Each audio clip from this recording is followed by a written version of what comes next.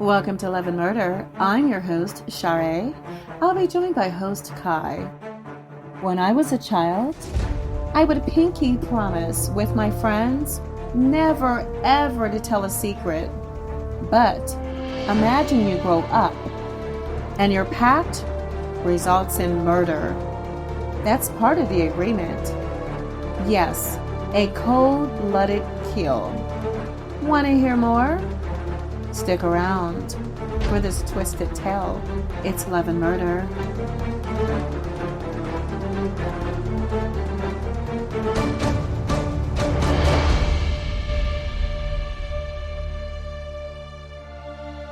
Good evening, everyone. Welcome to a new episode of Love and Murder. I am your host, Ky, and I am not joined by my host, Char. She lied to y'all in that intro. This is Love and Murder, the true crime podcast that talks about relationships, suspense, stories, and we sprinkle just a little bit of humor on top. Now, in Love and Murder, we talk about relationships gone terribly wrong. And if Char was here, I would say, how wrong, Char? And she would say, dead wrong, Ky. And I would say, dead wrong. Did I sound like her? Anyways, if you've listened to us before, you know you can catch our podcast anywhere. If you're a newcomer, then I just want to let you know you can catch Love and Murder on Stitcher, on Apple Podcasts, on TuneIn, wherever you get your podcasts. We are everywhere. Follow us on social media. The links will be in the show notes below. I usually say this at the end of the show because I don't want to use up the beginning of the show, dropping links and everything like that. So you could either catch the links below, or if you just want to hear my gorgeous voice telling you the links, you could wait till the end and I'll let you know the links. If you want bonus episodes of the craziest true crime stories, relationship Q&A, relationship advice, or Char's crazy stories, then there's two places you can visit us on. You can go to our Patreon and become a subscriber of $3 and above, and that would be patreon.com/love and murder, or you could visit us on our YouTube, and both links are below in the show notes. Now, the difference between YouTube and Patreon is you get so much more in Patreon, and I'll let you know that at the end of the show. If you have listened to our show before and you like it, please go to Apple Podcasts, hit the purple button, and give us 5 stars. Say whatever you want in the description. What that does, it helps bring us up in the charts so everyone else can find our podcast. So tonight we are going to talk about Ky Cochran, Jason Cochran, and Chris Regan. Now, Ky Cochran was born in 1983 in Maryville, Indiana, which is about an hour away from Chicago. Her husband, Jason Cochran, was born in 1981 and also in Maryville, Indiana. Now, the funny thing is, they grew up right next door to each other. They were neighbors. And they were polar opposites in personality. Kelly was very outgoing, very talkative. She loves being around people, and people like being around her because of her personality. And Jason was the complete opposite. He was very quiet. He was very introverted. So basically, he was very Ky. And as you can see on the show, Char is like Kelly in terms of being outgoing and talkative. And I'm like Jason in terms of being quiet and introverted. But opposites attract. Not that I'm attracted to Char. Don't y'all dare go and tell her that I said this. But anyways, opposites attract. So after high school, they decided to go and get married. Now, they started a healthy life, healthy marriage, and everything like that. People would say that their marriage was weird to them, but it worked for Kelly and Jason. So they had like a quirky, I want to say quirky because to us, I guess it would be quirky, but to them, it would be normal. So I don't want to judge them like that. But, you know, they decided to start a business together. And what the business was servicing swimming pools, which sounds like good work. They'll get like a lot of work with that. They worked in this business for 10 years. And then Jason's back gave out. I can understand why, because, you know, you're hauling all that heavy equipment and stuff like that. So I can understand why it would give you back problems. And so he could no longer help out in the business. I want to know, listeners, have you ever had back pain? Like, have you ever had just real back pain? So I'm going to tell you a story. In 2009, I was at a stoplight And then just out of nowhere, this drunk driver. So I'm stopped at a stoplight, and this drunk driver rammed into the back of me. And he was going like 50 or more miles an hour. So I guess he wasn't like aware that he wasn't on the highway, or like there was a stoplight there, and he just kept driving like regular, rammed right into the back of me. And my daughter was 3 at the time. She was in the back seat. So was my brother. I think my mom was in the seat next to me. So nothing happened to my daughter because she was in a 5-point harnessed, what do you call it? Car seat. And I had her plugged in like correctly. I didn't have the harness loose. She was plugged in correctly. So other than psychologically, physically, nothing happened to her. My brother, he has like slip discs in his spine and everything like that, because he got the brunt of the force, him and my daughter. And then my mother has some neck pain. And then the chiropractor told me that I have double whiplash. So 10 years later, I still have problems. Like if I stand up for too long, my back literally locks up and I'm like bent over walking like an old woman until my muscles relax themselves. Oh, it is so painful. So painful. So I completely understand why he couldn't work anymore. There is no way that he could have continued doing that job if he was in that kind of pain. So, like I said, Jason was in constant agonizing pain, and Kelly ended up having to take care of everything. She had to take care of the bills, the house, Jason, and just everything else. In 2013, Kelly and Jason decided that they should make a move. Maybe they made this change to like help save their marriage. Maybe it was just, we've been in the same place for so long. Let's just go ahead and change.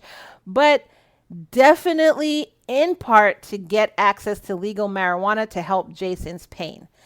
In any case, they moved to Iron River, Michigan. Kelly ended up getting a manufacturing job at a factory for naval ships, and Jason really couldn't work. So Kelly would work, come home, take care of Jason, work, come home, take care of Jason, work, come home, take care of Jason. That was basically her life. One day, while at work, she met a 53-year-old man named Christopher Regan. Now, Chris was born in Detroit, Michigan in 1930. After high school, he ended up joining the Air Force, and then when he retired, he moved to Traverse City in Michigan. And he did this because he was currently dating someone and he wanted to be closer to her. And that someone was a school teacher named Terry O'Donnell. Now, because Kelly and Chris hung around each other a lot, the town kind of started spreading rumors that they were like having an affair with each other. And so because of this, I think Terry just couldn't take the rumors. So her and Chris decided to call their relationship quits. And then Chris ended up getting a job in Asheville, North Carolina. And so because he got a job there, he had to end up moving. So he started planning for this move.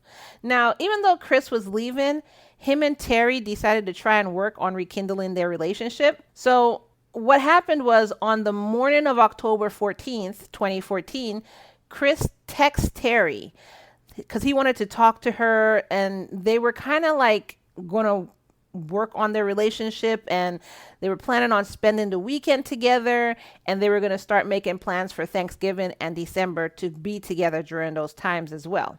So, they're just texting back and forth. Hey, baby, how you doing? What's going on this weekend? Yeah, I'm coming over. You still coming over? Yeah, I am. You excited for it? Yeah.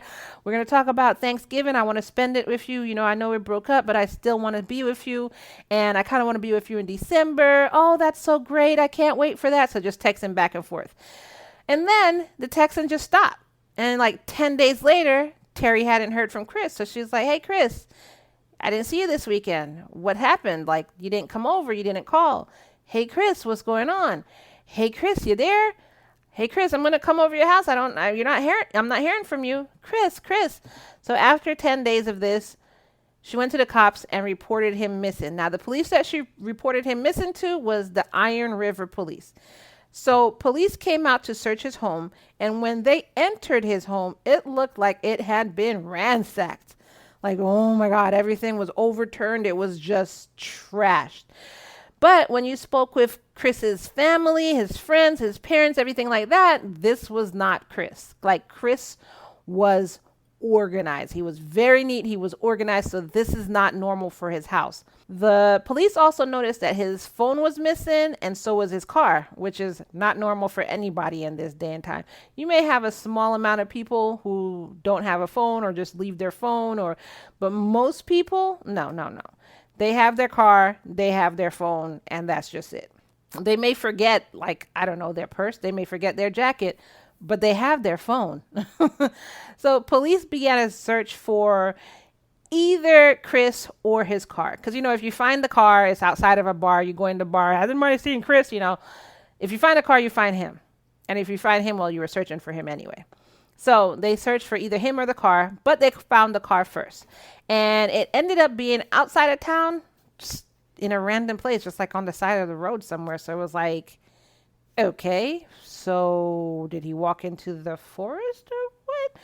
So they decided to go ahead and inspect the car. And when they inspected the interior, they found a sticky note with directions to, wait for it, Kelly and Jason's house. Yes. So, of course, police were like, well, this is the only clue we have. Let's go and speak to these people. So they went out and spoke to the Cochrans.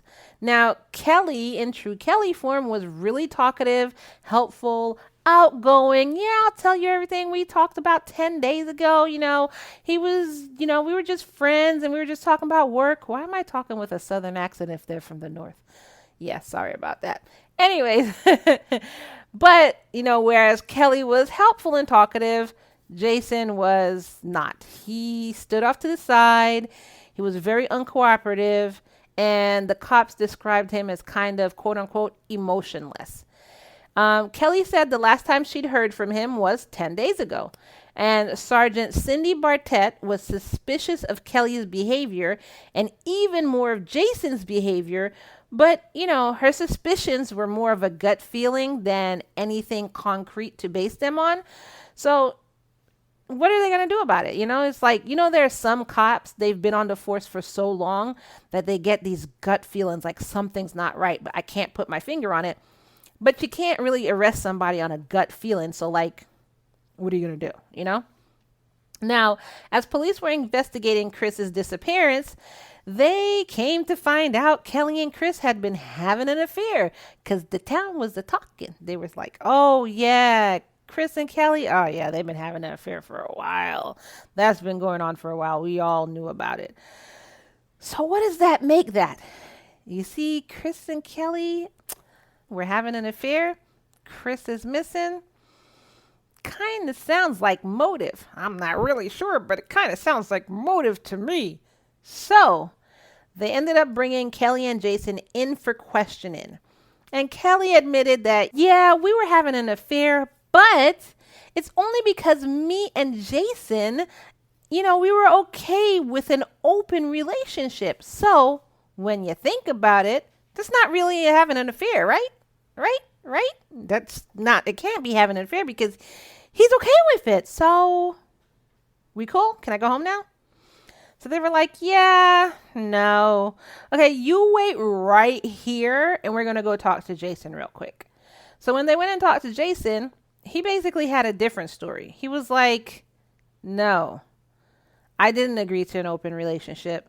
And when I found out she was with Chris and she was basically having an affair, I was pissed. I was so pissed. I did not appreciate her dating around. So that doesn't even sound like just one dating around. But I went along with it because basically it was an alternative to divorce. And, this is what he's saying. I thought it had potential of making our marriage stronger. So I'm going to let you know just a secret. Men out there that's listening to this podcast. I just want you to come closer. Just come closer to your speaker because I have a secret to tell you. And it's just going to be between us. So a little bit closer. Just come a little bit closer. So I'm going to let you know this. If your girl is cheating on you, it's not going to make your relationship stronger if you let her do it. That's just between us. But I'm just letting you know that's it's not going to make it stronger. Okay, so you can move back now. But Jason said basically he had to, quote, I had to accept it or let it go. That's the reason why he let her continue doing it. Don't do that.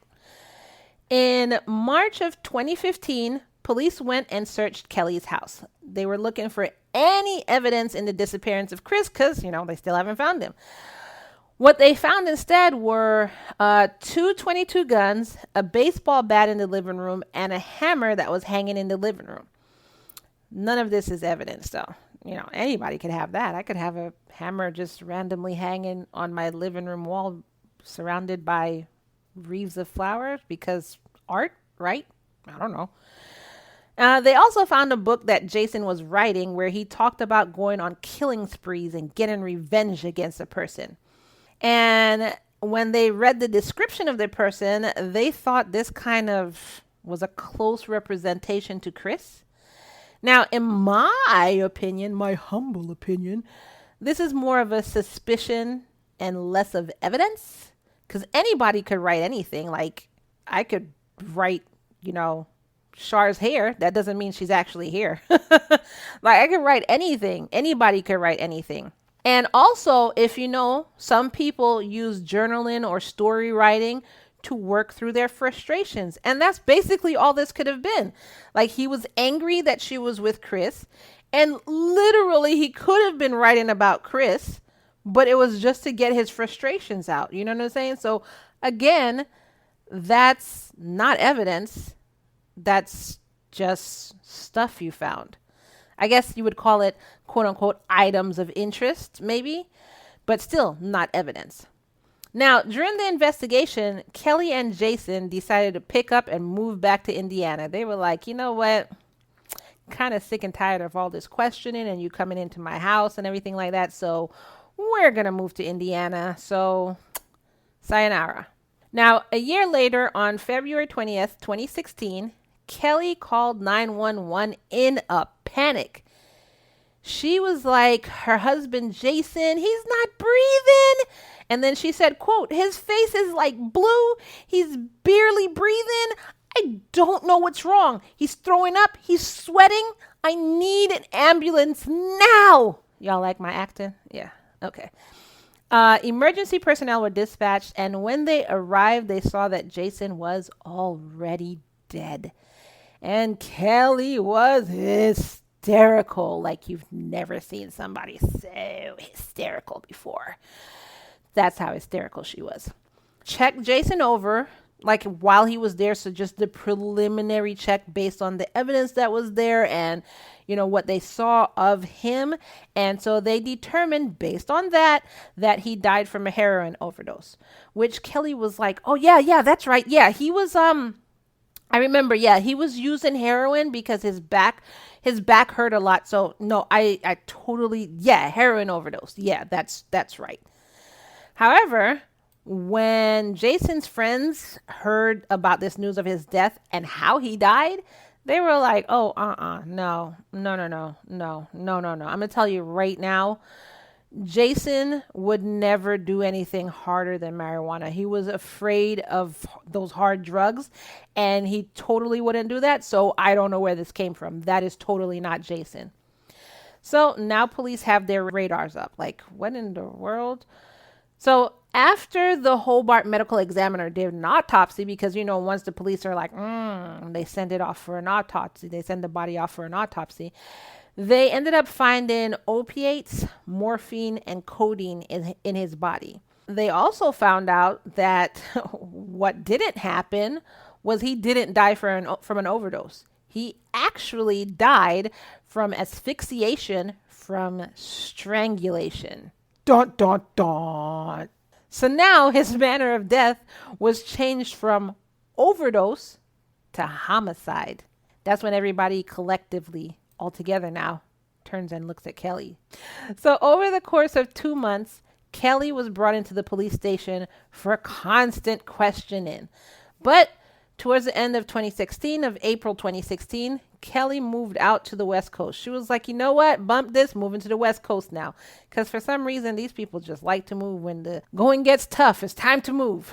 Now, because she was under investigation for the death of Jason, and don't forget, for the death of Chris, a warrant was put out for her arrest by both, not one, but both police departments, the Iron River Police Department and the Hobart Police Department.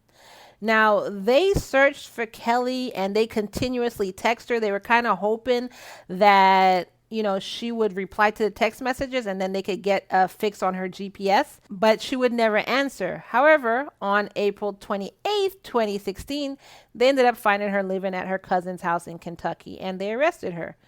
But I'm just like, wait a second. So you were only on the lam for like 2 days? Like you only hid for like 2 days and you were found that fast? Like that's some horrible hiding there, Kels. I don't know what to tell you. That's wow. So when cops brought her in, she confessed to everything. She sung like a bird. She said that when her and Jason got married, they made a pact on their wedding night. So here it goes. When me and Jason got married, like on our wedding night, we made a pact. And if one of us had been cheating on the other, then that person would kill whoever they were having an affair with. And if they did not kill that person, then the other had to kill him or her for them. So like, I know this sounds confusing, but let me just explain this to you. If I didn't kill Chris, then Jason would have to kill Chris. So basically what she said, if Kelly didn't kill Chris, then Jason would have to kill Chris. So that's what she said. And Kelly told them that Jason was not, in fact, in agreement with an open marriage and that he was angry about her affair with Chris. And they pinky promised that, if we did this, if we had an affair, this is what's going to happen. So it was a pinky promise. She said that Jason forced her. Oh, you're going to do this. Forced her to invite Chris over to their house. And so she was like, okay, I'm so scared of you. I'm going to invite him over to our house. And so she invited him over for dinner. And she was like, if you come over, we're going to have dinner. We're going to have sex. It'll be great. So just come on over. So Chris went on over and they had dinner. They had a nice night. And then while she was having sex with him, Jason came up from behind and shot him in the head. So according to Kelly, after Jason shot Chris, he ended up dismembering him. Now, all of this is disturbing, but wouldn't Kelly have been in some sort of like horrible shock? Because for him to be shot from behind, that means brains and blood and everything would have been all over her at the time. So, but she was just cool with it. So Kelly then confessed that she had been very angry with Jason for killing Chris because she said this was, quote, the only good thing I had in my life. So she decided right then and there that she was going to kill Jason. She said, quote, it was revenge. I evened the score. She said that the night that Jason killed Chris, she thought about killing Jason like right then, but she didn't. So then what happened was she ended up thinking about that every day for 16 months until she finally went through with it. Can you imagine that? Thinking about it every day for 16 months? So she told police she injected Jason with an overdose amount of heroin and then put her hands on his neck, his nose, and his mouth until he died less than a minute later. So I guess if the overdose wasn't working, he would suffocate. Like she just really wanted him dead. Like DEAD, DED, dead. So anyway, she ended up disclosing the location of where Chris's body parts had been dumped. And they went with her to the exact place. Like she showed them, she physically showed them. And then she ended up walking over to the exact location where the parts were. And when the police excavated the location, they found a skull with a bullet hole in it and a pair of glasses, and the glasses belonged to Chris. And Kelly sat there and confirmed everything they found, like right in front of the police. She was like, yep, that's his skull. Yeah, that's his femur. Yeah, that's his finger. Yeah, he was wearing those glasses the night, he was shot. Yeah, all of this is his. Being cops, they still have to investigate. So they went ahead and sent the skull in for analysis. And they ended up finding that the teeth did match Chris Regan's. So she was arrested. In 2017, Kelly went on trial for the murder of Chris. Now, she wasn't tried as the murderer. She was tried as an accomplice. So I guess because But we only have her story to go by. We don't have Jason's story to go by. You know what I'm saying? So I guess because she said like she didn't do it, and I guess the evidence did point that, she couldn't have been. But again, it's still her word because she's saying she had sex with him. There's no evidence that's saying, yeah, he died while he was having sex. So anyways, she saw that they saw he was shot in the back of the head, but she could have done it. But based on her testimony, I guess, it's like she didn't do it. Jason did it. So they're going just based on what she's saying. So she wasn't tried as the murderer. She was just tried as an accomplice. And as is our norm on the show, guess what she pled? Yeah, you're right. Not guilty. Why do they always do that? Oh my God, they could be found with like the smoking gun in their hand. They're still pleading not guilty. Now, in court, neighbors testified that they heard a gunshot come from the direction of Kelly and Jason's home around the time of Chris's disappearance. And then they heard power tools running in the middle of the night. Neighbors and some friends also said that Kelly and Jason seemed to be particularly strange and off-putting around that time. Their friends even said, and now get this, sit down, stop eating if you're eating, and listen. Their friends even said that they were invited over for a barbecue, which never happened before. Like, Chris and Jason didn't invite anybody over, let alone for food. And now they're suddenly inviting like the neighborhood over for barbecue. And they said they had been served hamburgers and about $150 to $200 worth of meat. So take from that what you may. Now, it was revealed in court that it's believed that Kelly suffers from severe psychopathy.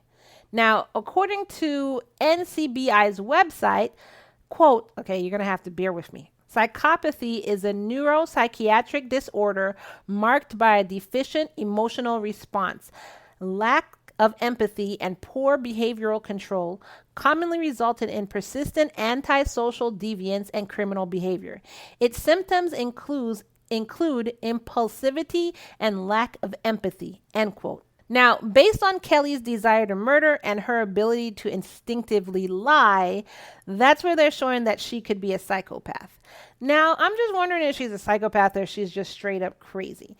So let's go ahead and look at these symptoms. So, deficient emotional responses. I don't know. She kind of has over the top emotional responses. So I don't know if I'll call that a deficiency. Lack of empathy. I think she has a lack of empathy. Poor behavioral controls. That goes hand in hand with over the top emotional outbursts. So like remember when the cops came, she was overly talkative and overly helpful. So I guess that would be poor behavioral controls. And antisocial deviance and criminal behavior. Well, we got the criminal behavior on down pack. Impulsivity and lack of empathy. So, I mean, I guess she could be a psychopath based on what they're saying. Now, she was found guilty on 5 counts. The first count was life imprisonment without parole for first-degree murder. The second was 2.5 to 4 years for larceny in a building. The third was 6 to 10 years in prison for conspiracy to mutilate a body. The fourth was 3 to 5 years in prison for concealing the death of a person. And the fifth was 2.5 to 4 years in prison for lying to an officer. Now, when the time came for her to go to trial for the murder of Jason, she decided not to actually go to trial. And instead, she just ended up pleading guilty to the murder. I guess she figured like, well, the first time I pled not guilty and sent it to trial, and look where that took me. So she was like, screw it. For Jason, whatever. I'm guilty. Yeah, I killed him. Whatever. So in April of 2018, 2 years after she was arrested, she was sentenced to an additional 65 years in prison. So like right now she has life with, 14, 19, 23 years. It could be up to 23 years. So life plus 23 plus 65. So like basically like your bones are going to be here and possibly your kid and your grandchildren and grandchildren's grandchildren are going to have to do your sentence for you? Like, that doesn't make sense, but whatever. Now, okay, get this. While she was in custody, Kelly claimed that her and Jason had killed more people. Prosecuting attorney Melissa Powell said that Kelly, quote, claimed responsibility for the death of other individuals, which, if true, makes her a serial killer, end quote. Now, that could be true, or that could go hand in hand with her psychopathy, because they said, wasn't it something about lying? Let's see. I can't remember. It said, no, I don't think it said anything about lying, just emotional responses, lack of empathy, blah, blah, blah, blah, blah. So, yeah. Lying. Based on Kelly's desire to murder and her ability to instinctively lie, it shows that she could be a psychopath. That's what they said. So, yeah, this could be a complete lie, or she could be telling the truth, but would you ever know? So, per the provision in Kelly's plea deal, the state of Indiana can never charge her for additional murders, even if they did happen. So, if Kelly so chooses, she can provide locations about her victims without penalty. But, I mean, what does she have to gain from that? She's still going to be in prison. Like, you're not losing time. You're not gaining time. They're not going to let you out. So why? She claimed to have other friends in Indiana, Michigan, Tennessee, and Minnesota. Now, when she says friends, she means like people she was dating. Remember, Jason said she was dating around. He didn't say it was just Chris. So, yeah, she said she had friends in Indiana, Michigan, Tennessee, and Minnesota, but the identities and specific locations of these other victims, she wasn't talking. She was not talking. She said, I said enough and that's it. So they basically remain a mystery to this day. It's thought that there could be up to 9 more bodies hidden somewhere. Now, Kelly's own brother, whose name is Colton, claimed to be afraid that his sister was a serial killer. So who knows you better than your family? So today, Kelly is alive and serving her life sentence. Jason is dead. Chris is dead. And maybe 9 other people are dead as well. And that is the story of Kelly Cochran. So what did y'all think about this story? Do you think they actually murdered 9 other people, or do you think she was just lying? I don't know. Could be either way. I have no idea. There would have to be proof, and she's not really saying anything, so I don't know. Do you think they actually served Chris's body parts at a barbecue, or do you think this was just like one of those rumors that just went out of proportion? Let me know in the comments below, or you can go to our social media and let us know.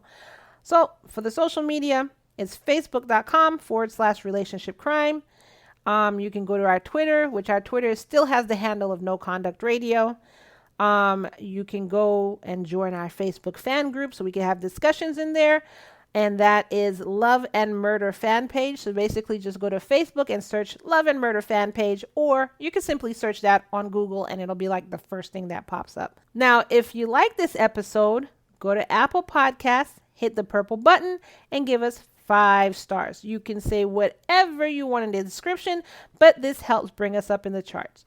Don't forget to visit us on Patreon and become a subscriber for crazy bonus episodes and to hear your name said at the end of the show, depending on what subscription you get. Now, the difference between, we're going to put some stuff out on YouTube, but we're going to put everything on Patreon. And the difference between that, the stuff on YouTube is going to be clips.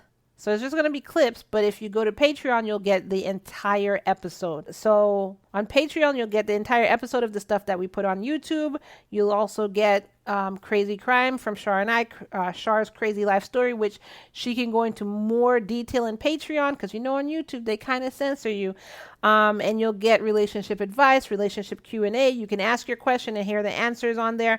So you want to go to Patreon, and that is patreon.com/love and murder, and subscribe for $3 and above. We also have true crime merch.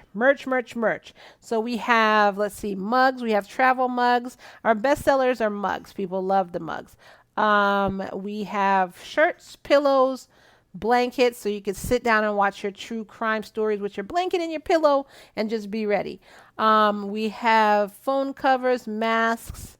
Look, there's everything on the site. Just go to loveandmurder.threadless.com and you'll get all your true crime merch.